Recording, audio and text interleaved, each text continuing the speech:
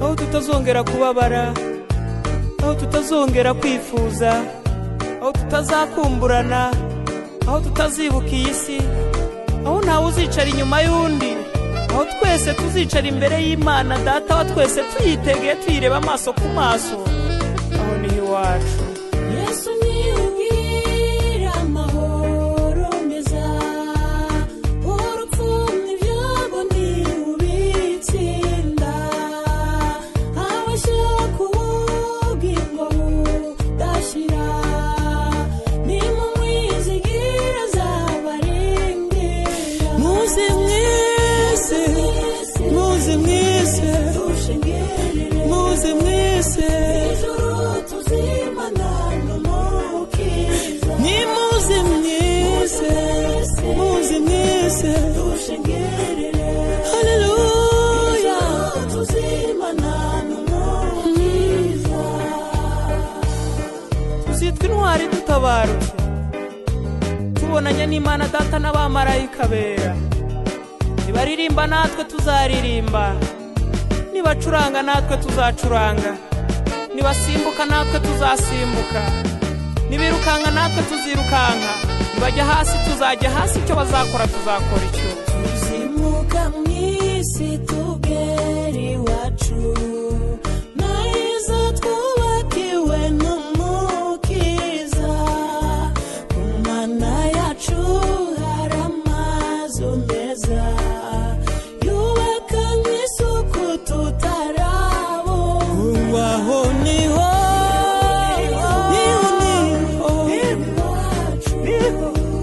niho turi bwiza tuzahura. Aho niho iwacu, aho niho iwacu, haleluya, haleluya, haleluya, haleluya, bwiza tuzahura. Aho niho iwacu, aho niho iwacu, turi bwiza tuzahura. Aho tutazongera guhura, aho niho iwacu, tuzimana n'Imana iteka. Haleluya.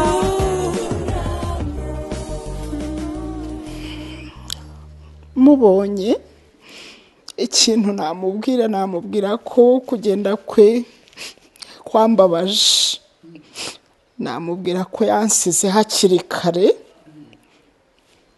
kandi nkamubwira ko yantunguye. Hanyuma ikindi namubwira, namushimira. Ntago nigeze mbona umwanya wo kumushimira, kuko yambereye inshuti nziza, ambera umuvandimwe, ambera umugabo, ambera umutware, papa w'abana bacu. Namubwira ko namushimira ko ibyo yansezeranije byose yabikoze. Tariki ya 13 Gashyantare 2020, umunsi mubi, umunsi utazibagirana ku muryango, abavandimwe n'inshuti za Dr. Eric Munezero, ubwo humvikanaga inkuru y'incamugongo y'urupfu rwe nyuma yo gukora impanuka mu karere ka Kamonyi mu rugendo rwavaga i Kigali yerekeza ku kazi ku bitaro bikuru bya Karongi. Abumvise inkuru bumvaga ari inzozi, kuko amatwi atabyumvaga n'umutima ntubyakire. Inkuru nayimenye ndi ku bitaro i Kanombe. Hari umushuti wacu, umubyeyi w'inshuti yacu wari umaze iminsi mike abyaye, hanyuma akenera ko tumudeplasa kumugeza kwa muganga. We aba araza kujya ku kazi azindutse, arambwira ati je ntabwo njya kumufata, ahubwo shaka umushoferi mwajyana, byari nka 10:00. Hanyuma njyewe njya gufata uwo mubyeyi atuye za Kabuga, hanyuma nawe aza guhita byuka aragenda.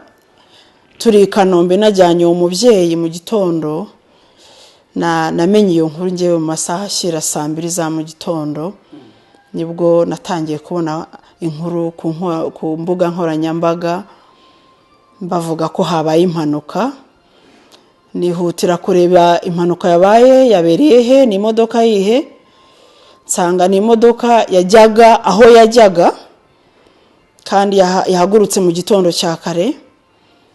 Numva ngeze ubwoba bwinshi, kandi numva mu mutima ntekereje ko niba yarayirimo atayirokotse, numva mpise mbitekereza ntawe urabimbwira.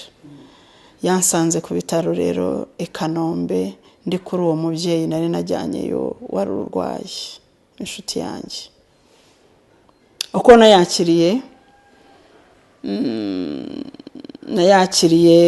nk'uko umuntu wese wumvisha ikintu gikomeye nk'icyo ayifata. Nayakiriye numva bidashoboka uruhande rumwe, ariko urundi ntangira kwibuka ibyo nagiye ndota igihe nabaga ndyamye, ndavuga nti bishoboka ko irari rya shuri narotaga. Jambo naravuze nti Mana, ntabwo ushobora gukora ibi bintu, ntabwo wabinkorera. Ni inkuru iteye ubwoba. Muri make kuri iriya tariki twumvishije inkuru y'incamugongo y'umwana wacu ko Dr Munezero, twabanje kubyumva nk'ibintu by'ibihuha, tuvuga umuntu atubaza ngo ari mu mpanuka yabereye muri Kamonyi, tukumva ari ibintu bisa nk'uko bavuze ko impanuka iyo umuntu atarumva ko harimo umuntu we, abiyumva ko ari ibisanzwe ko nta muntu we, abiyumva ko ari ibintu byababaje. Ariko haciye iminota mikeya hatangira gucicikana ko Dr Munezero nawe yari muri iyo modokari. Nawe urabyumva nk'umuntu wazindutse mu gitondo cya kare ajya ku kazi, atarwaye atageze gute, kumva ngo arapfuye. Ni ibintu nawe kugira ngo byakire nk'umuntu, umwana wawe, umubyeyi cyangwa umudamu we, kugira ngo yumve ko iki kintu gikomeye, kubyakira byaratunaniye. Kuko baje kunterefona nko mu masaha bijya gushyira nka sangahe, nka saa 4, harimo umwanyina wabo umudogiteri wundi yarampamagaye.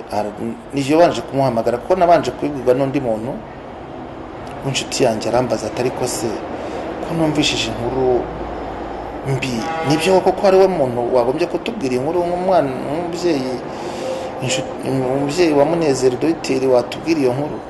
Niyo ntayo ndamenya. Ariko reka mbaze Dogiteri mu nawe mwana wabo, mubaze ko wenda iyo nkuru yaba ari ukuri. Rwose mu minota mingahe yarambwira ati nibyo rwose ko Munezero yitabye Imana. Muri make nyumva iyo nkuru y'urupfu rwa Dr Eric, nari ku kazi mu masaa 3:30. Umwe mu bakristo dusengana arambwira ati wabimenye? Ntibiki? Atuwamenye ibyabaye se? Ntibiki se? Umukristo wacu witwa Damascene ukora ku kibuga arambwira ati wamenye ko Eric yagize impanuka yapfuye? Eric we ati Dogiteri, mpera ko nubika umutwe imbere y'imashini nakoreragaho. Mu mwanya sinzi wabwiye ngo hari impanuka ibaye ikomeye, ndeba ku kinyamakuru cy'igihe, mpera ko ndabibona.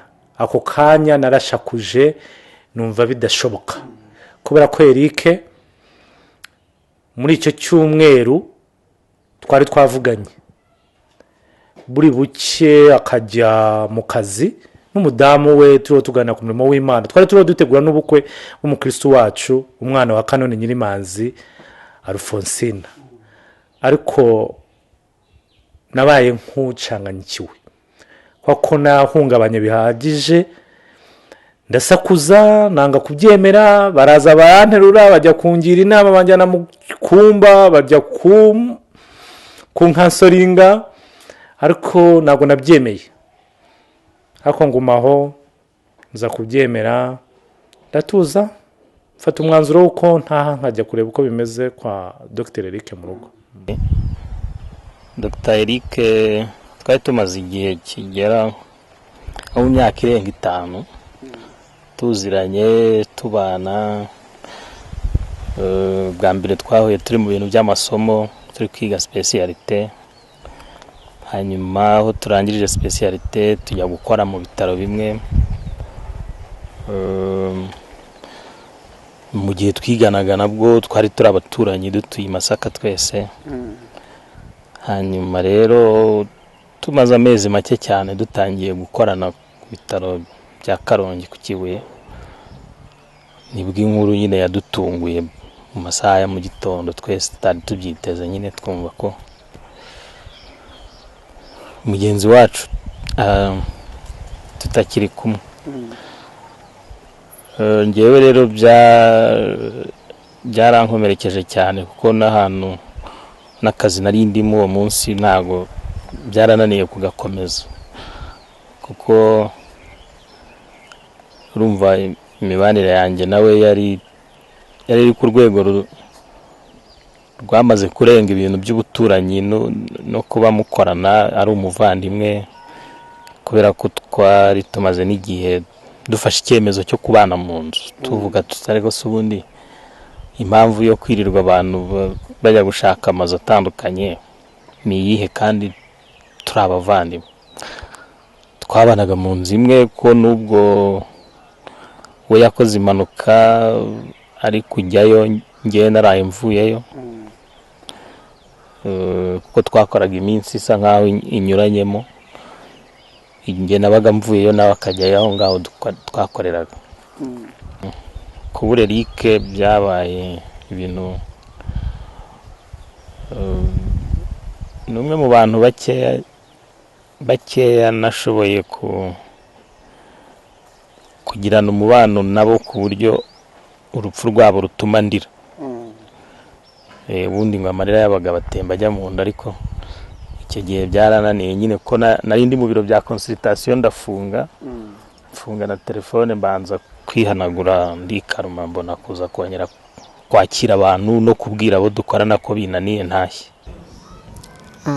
Nakabaye naramenye inkuru ye mu ba mbere, ariko baranshatse barambura kuri telefone, nza kubimenya nko mu masaha ya nyuma ya saa sita. Ntabwo byari byoroshye kubyemera no kubyakira, kubera ko yari umuntu mutoya, yari umuntu itorero n'abanyetorero dutezeho byinshi, twahise tugwa mu kantu, ndetse hafi no gutakaza ibyiringiro, ukavuga uti ariko se iyi si tuyibereyeho iki? Niba Imana ishobora kwemera ko umuntu nk'uriya w'umukristo, umuntu ufite umuhati, umuntu ukunda itorero, umuntu ukunda Imana, umuntu ushaka kwagura ubwami bw'Imana, yagenda mu gihe gitoya nk'iki. So nagiye nizeye, ngera ku bitaro aho bari bamujyanye, narinze ngerayo nkizeye, n'umutima wanjye wanyemezaga ko ninsanga yanashizemo umwuka, numvaga ndi busenga Imana agahita agaruka. Nkigerayo nasabye ko bamusohora muri morgue, urundi numvishimo, nahise numva mbari muri morgue, numvaga bidashoboka. Naravuze n'umuntu uri muri morgue, muri kumwibeshya. Ubw'ibyago nasanze ari we.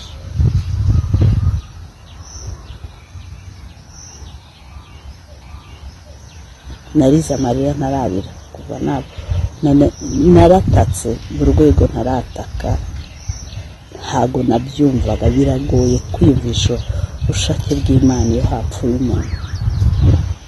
N'ubu ngubu ntago wapfa kubimenya icyo Imana ibishaka ku muntu wayo, biragoye. Mbere na mbere nabanje kumva inkuru y'impanuka, ariko ntabwo narinzi ko ahari koko haba harimo Eric.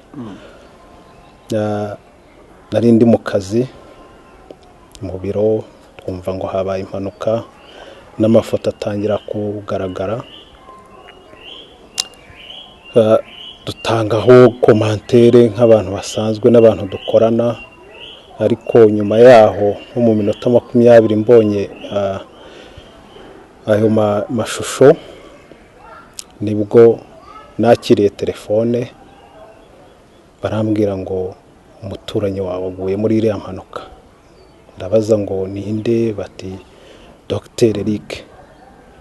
Ni Dr Eric wuhe ko numva ko ntabwo natekerezaga ko ari Munezero. ati ni Munezero. Byarangoye kubyakira. Ndibuka ko nahagurutse nkatembera ibiro byose, ninjira mu biro sohokamo ngenda ntanavuze. Abantu bamwe batangira kwibaza icyabaye. Ndicara ndatuza kubera ko numvaga nacitse imbaraga cyane. Mbwira abantu twari twegeranye ibyabaye. Baranyihanganisha. Nta kindi nakoze usibye guhamagara umuhungu umwe tujya tugendana, arantwara dukurikira umudamu we tujya kureba aho impanuka yabereye. Tumusanga bamujyanye ku bitaro, turakomeza abariho tujya. Ndumva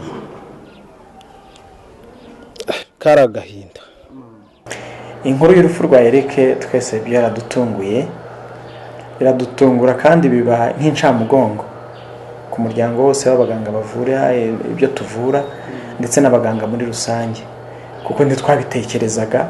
Umuntu ukiri umujene wabyutse mu gitondo yigira mu kazi kumva ko apfuye yitabye Imana, birababaje. Twacitse rero umugongo, ariko nyine ni ku buzima bumera. Nibwo nari nkigera ku kazi nka saa moya, umudamu yabanje kumpamagara ambwira ko ari kumuhamagara nimero nticemo. Amubwira ko ibyo ari ibintu bisanzwe ku muntu wari uri kujya ku kazi agiye ku Kibuye, nkuko yari amaze kubinsobanurira, ariko akambwira ko yumva ibikuba bimukuka.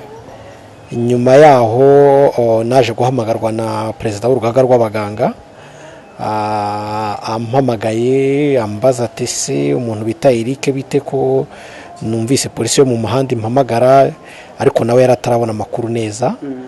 Ndabwira nti Eric nibyo n'umufamiliye wanjye, ni mu nyamuneka wadufasha gukurikirana. Ubwo nyuma y'iminota ingana nibwo yampamagaye ambwira ko polisi imaze kwemeza ko yapfuye ku murambo we uri Remera Rukoma. Byari shoke, ari mama umbyara, birumvikana ari nawe nyina wabo n'abandi bavandimwe bose. Ubwo twese twakubiswe n'inkuba kubera ko twumvaga ntago byari ugutakaza gusa umuntu umuvandimwe, ahubwo byari ugutakaza n'umuntu w'icyitegererezo, ari twebwe n'abana batoya baba tuzamukiraho, bakagombye kureberaho, bakagombye gutangaho urugero, navuga ntashidikanya rw'umuntu wuzuye. Dr. Eric Munezero mbere y'uko urugendo rwe rurangira ku isi yagiye aca amarenga nubwo inzira itabwira umugenzi.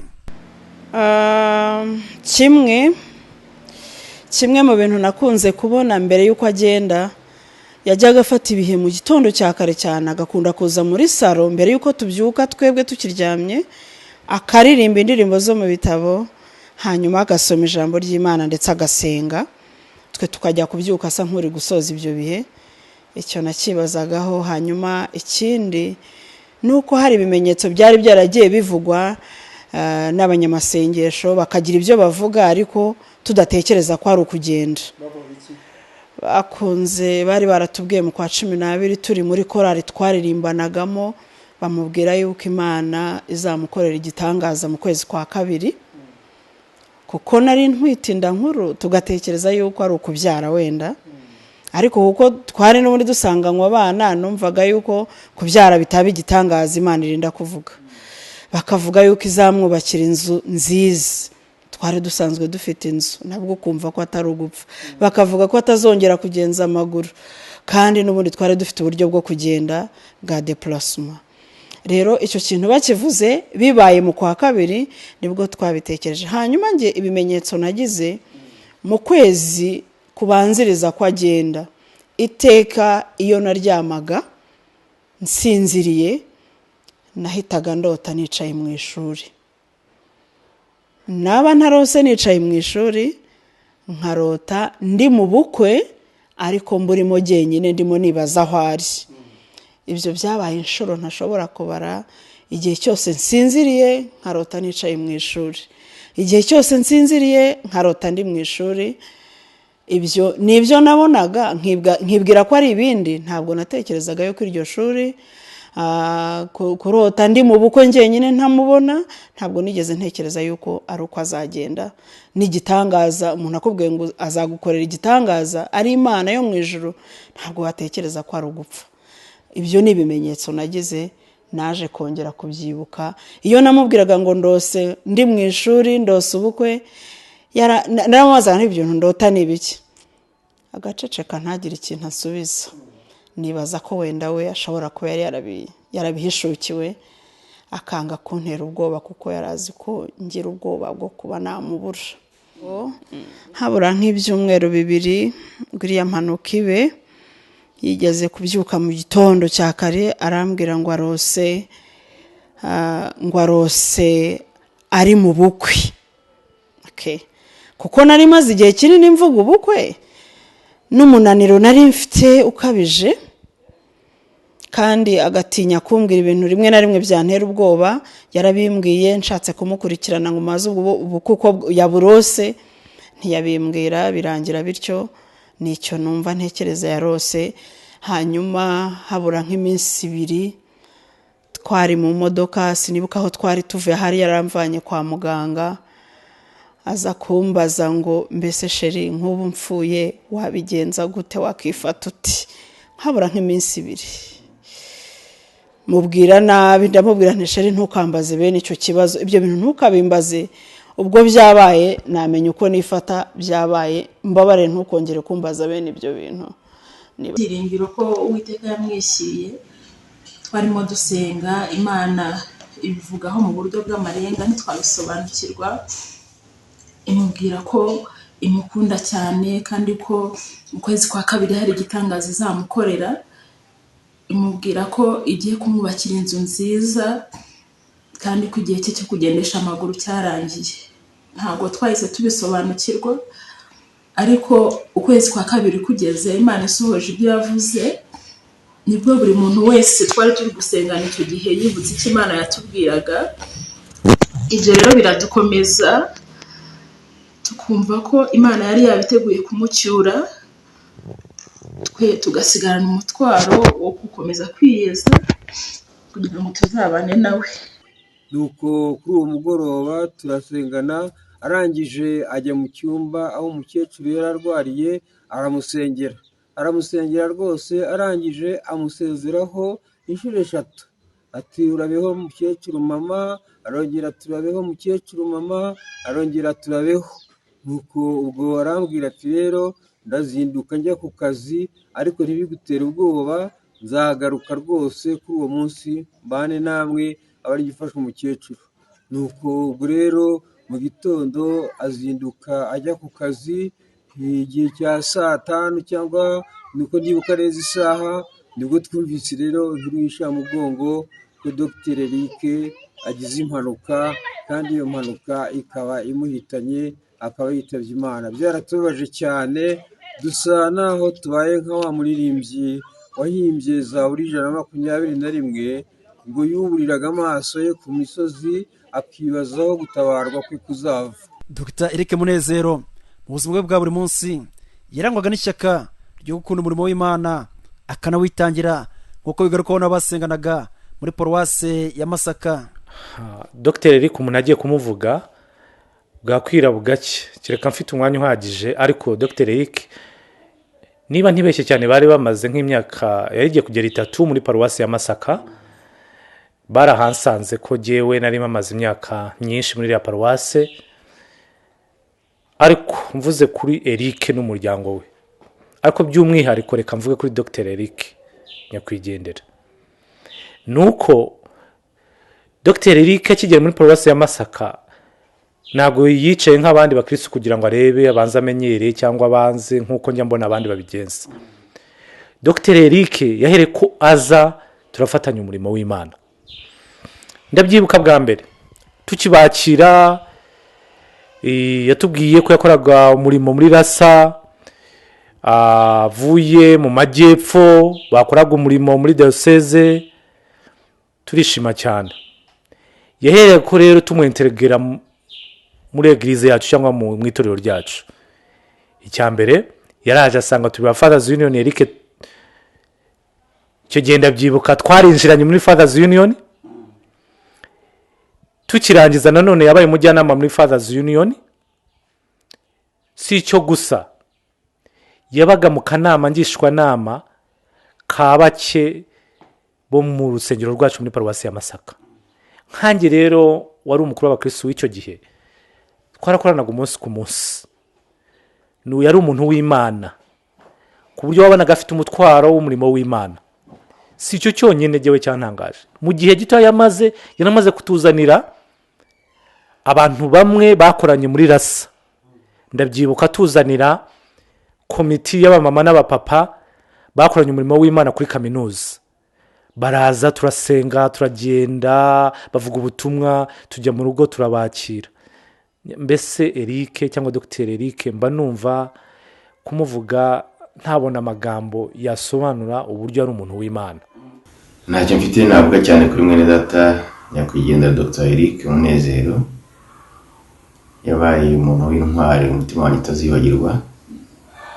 Nabanye nawe nkigera muri Masaka, nawe yakoreraga hanze ya Kigali, akazajya ataha tukabonana tukabona mu rusengero. Nakoraga umurimo ubwarimu nk'umukateshiste. We yari umuvugabutumwa kandi mu gihe cya nyuma yaje kwinjira no muri korali, ariko cyane cyane sinzibagirwa ukuntu yavugaga ubutumwa. Yari umuvugabutumwa mwiza. Mu bintu ntajya mwibagirwaho cyane rero, naje kuyobora paruwasi ndi ntaraba pastori nk'uko mubireba, nabaye pastori. Mu bantu navuga bankozeho ku mutima kambwira ati courage, tuzagushyigikira, paruwasi izajya mbere. Kugusigira paruwasi urumuri kiba biteye ubwoba, ariko navuga ko yanyereye imbuto cyane. Mu bamaye imbaraga, numvishe nshyigikiwe na Dr. numvishe bizashoboka. Incamake navuga niyo ngiyo, ukuntu yagitangaga courage mu murimo, ukuntu yari umuvugabutumwa, kandi mu bantu bake cyane navuga nzi b'inyangamugayo, b'abanyakuri, ndetse navuga b'abarokore, abantu b'Imana bubaha Imana, Dr. Eric yararimo. Nicyo namuvugaho, ubundi Imana ikomeze kumuha iruhuko ridashira. Icyambabaje nuko ibyo yanyifurizaga ko nawe umupastori atabashije kubana nanjye ngo duselebratinge cyangwa dusangire umunezero. Imana ikomeze kubana n'umuryango, kandi natwe nka paruwasi ndetse nanjye ubwanjye ku giti cyanjye tuzagerageza kubaba hafi.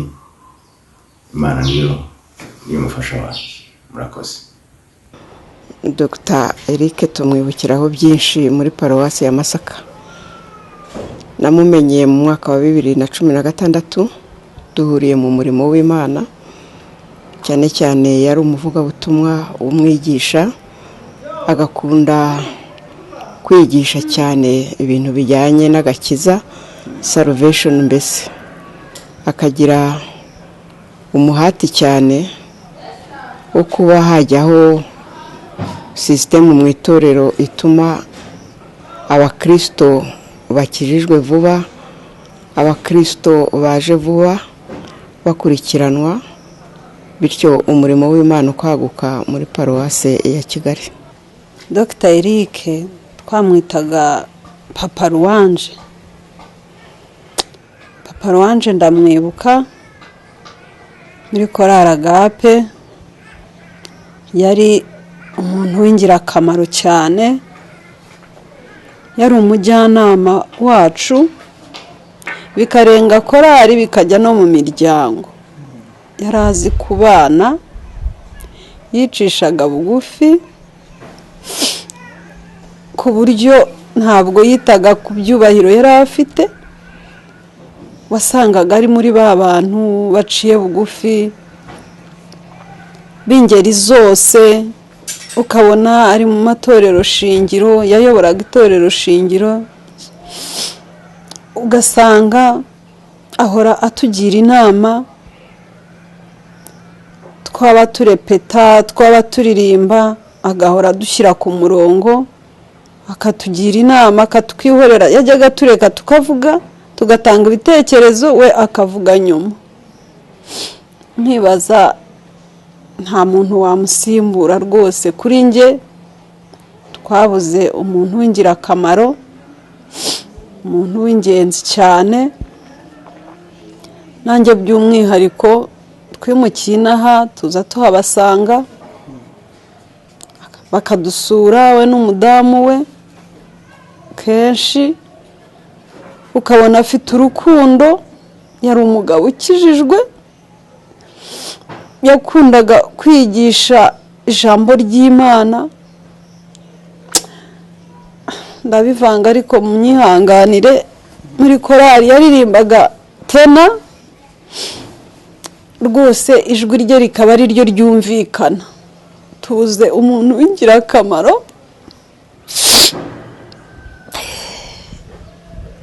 isi tuba dufashe igihe mu ntambara turababara rimwe tukarira tugatakaza ibyiringiro ariko duhumurizwa n'uwo twamenya birusha ububasha humure kuba mwiringira ntacyo tuzaba turashinganye turi muri isi tuba dufashe igihe mu ntambara turababara rimwe tukarira tugatakaza ibyiringiro ariko duhumurizwa n'uwo twamenya birusha ububasha humure kuba mwiringira ntacyo tuzaba turashinganye yo kwiringirwa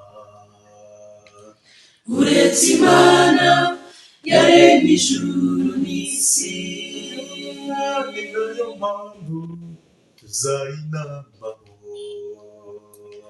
ntawe isi yahinduka izaturengera nta yindi Mana yo kwiringirwa uretse Imana yaremye ijuru n'isi ni nayo mpamvu tuzayinambaho ntawe isi yahinduka izaturengera.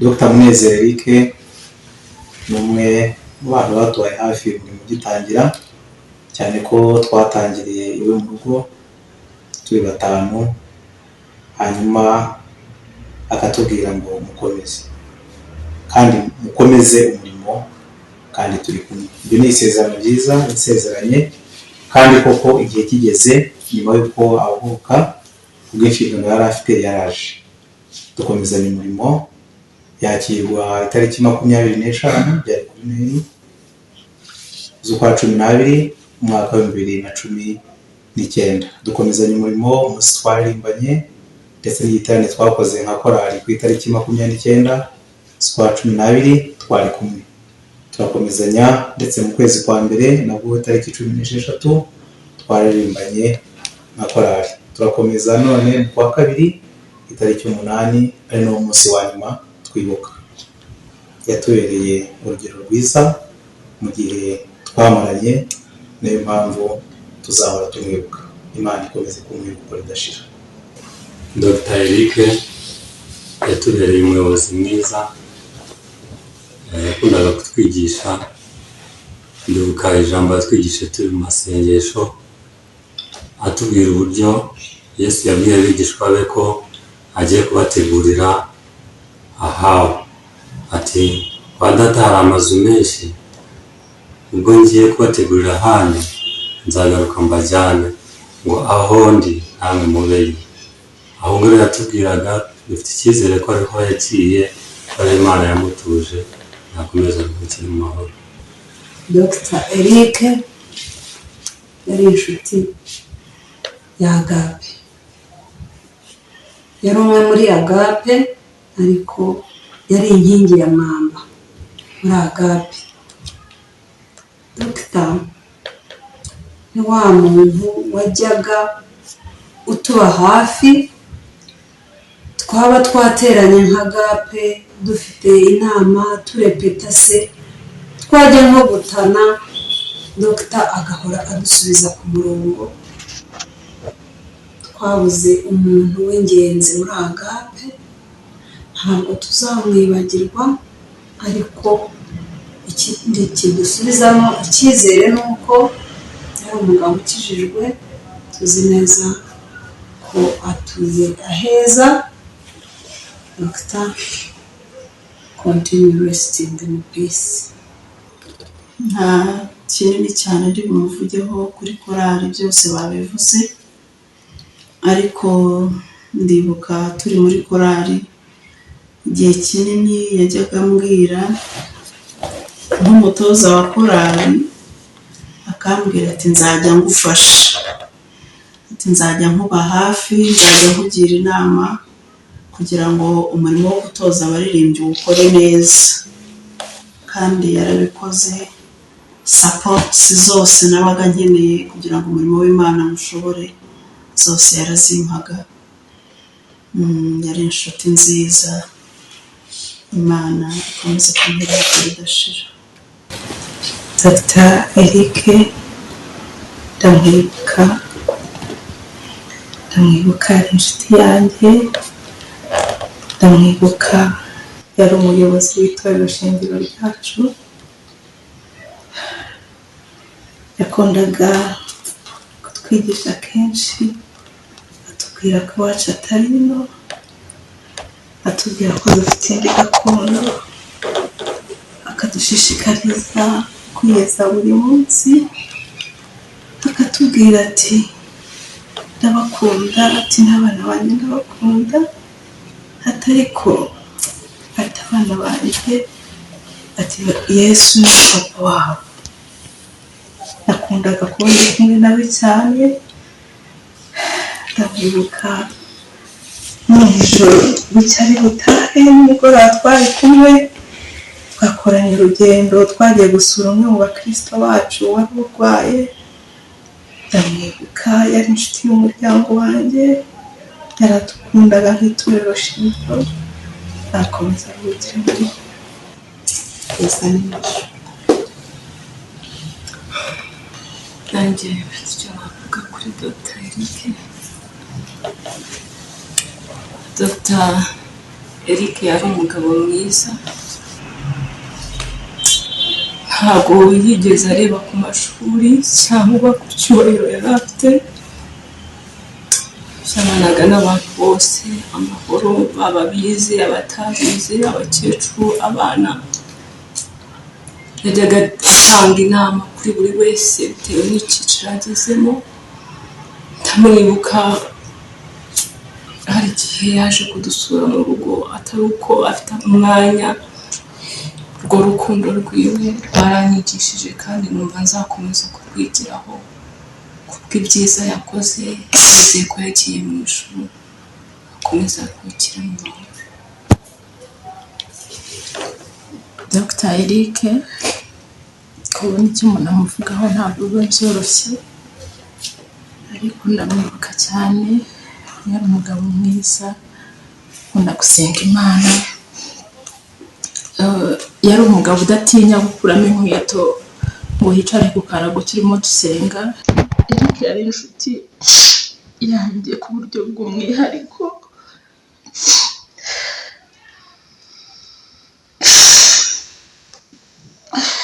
Ndamwibuka narabyaye,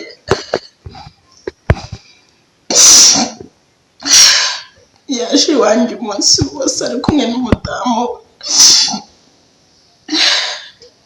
turirirwana dusangira.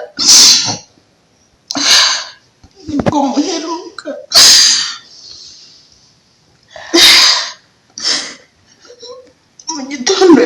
ntakemo nari nahamagaye telefone ye musaba ko aza kunjyana kwa muganga kuko ariwe nari nizeye